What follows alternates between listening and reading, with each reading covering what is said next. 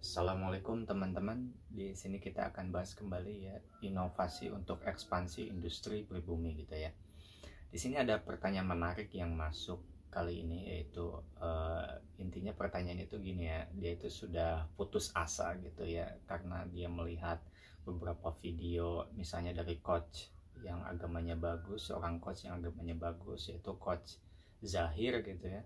Dia melihat bahwa dia malah coachnya ini tidak memberikan harapan gitu, seakan-akan produk UKM lokal itu pasti akan terus kalah bersaing dengan KFC, dengan McD, dengan dan seterusnya gitu ya.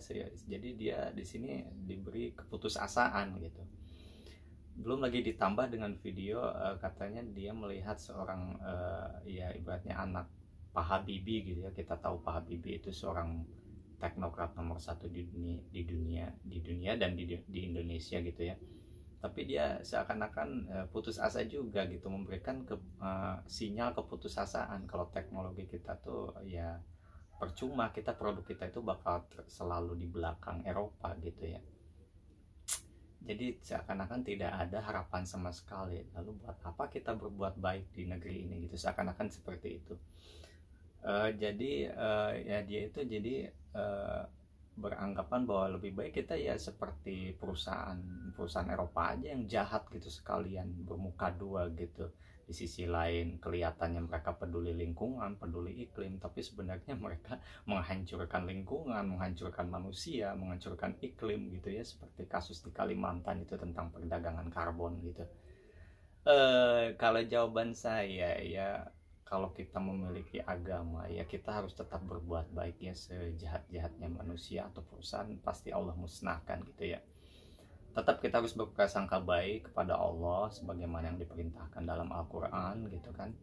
Kita harus berbuat baik dan kita harus membuat perbaikan semampu mungkin gitu. Jadi jangan ikuti kebanyakan orang gitu. Sebenarnya kalau misalnya mau menanyakan soal solusi, intinya gitu ada 3 yang kemarin kita selalu bahas gitu. Yang pertama, kita hancurkan brand-brand produk Eropa itu sehingga produk lokal bisa memiliki ruang untuk ekspansi gitu, menggeser produk Eropa gitu. Jangan terus-terusan mereka yang menguasai pasar ini atau yang menguasai era digitalisasi gitu pasti. Ya, jadi itu ya seperti itu. Brandnya dulu kita hancurkan. Jadi seperti itu. Ya, menghancurkannya gimana ya? Kita harus membombardir dunia ini dengan sains yang otentik, yaitu milik kita gitu. Jangan mengekor pada sains yang berisi ilmuwan Eropa gitu. Jangan pakai sains ateisme Eropa. Kita hancurkan kurikulumnya dengan menggalang dana misalnya, atau kalau misalnya ada orang kaya yang mau menghancurkan sains Eropa sekitar dana 200 miliar, kita ubah kurikulum negara baik dari segi undang-undangnya, kita negosiasikan dengan kalangan birokrasi gitu. Kita hancurkan dulu sehingga brand Eropa itu tidak menggurita, tidak menyihir kalangan elit kita, kalangan profesor kita gitu, karena mereka tuh udah tersihir sains Eropa sehingga brand kita nggak bakalan bisa maju kalau terus-terusan seperti itu.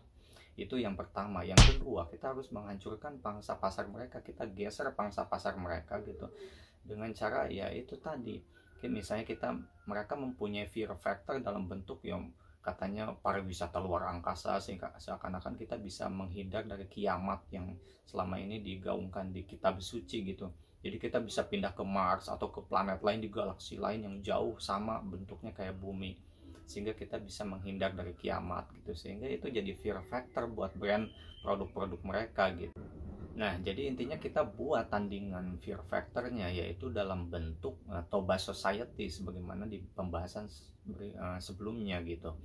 Jadi kita membuat tandingan pariwisata luar angkasa atau pariwisata Mars ke pariwisata Danau Toba. Itu justru Danau Toba inilah yang akan menyelamatkan seluruh manusia gitu, bukan pariwisata luar angkasa. Ya intinya balik lagi ke tahapan pertama tadi, kita hancurkan dulu sains ateismenya seputar galaksi itu.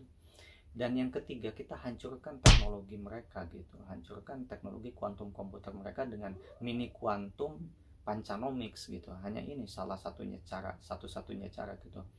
Jadi hancurkan teknologi kuantum komputer mereka dengan rivalnya mini kuantum pancanomics gitu, sehingga kita bisa menguasai core teknologi dunia. Dari sini kita ya akan lebih mudah untuk ekspansi produk-produk lokal gitu, karena kita sudah menghancurkan basis teknologinya seperti itu. Jadi itu 3 tahapan agar kita bisa kedepannya bisa lebih baik gitu, sehingga industri lokal bisa berekspansi gitu. Jadi intinya ya jangan meniru konsep mereka yang jelek, lebih baik kita sekarang ya hancurkan aja secara sistematis industri-industri mereka gitu.